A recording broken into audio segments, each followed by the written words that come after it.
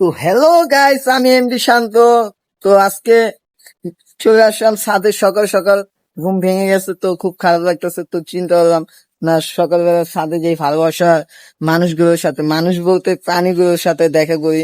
আর আমার ভালোবাসার প্রাণী হচ্ছে এই যে আমার পিছনে দেখতেছেন কবুতর, ঠিক আছে।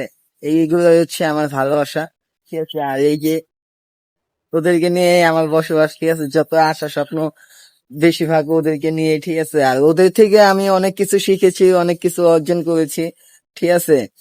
আর হচ্ছে ওদেরকে মনে হয় ছাদে আসলে আমার যতই মন খারাপ থাক না কেন, ছাদে আসলে ওদের সাথে কথা বললে, ঠিক আছে, ছাদে ওদের উড়তে দেখে আমার মনটা ভালো হয়ে যায়। তো যারা যারা পশু পাখি প্রেমী আছেন, আশা করি তারা অবশ্যই আমার কথাটা বুঝতে পারছেন, ঠিক আছে। অবশ্যই পশু পাখিকে ভালোবাসবেন, ঠিক আছে। তাদের যত্ন নিবেন, সাথে নিজের যত্ন নিবেন।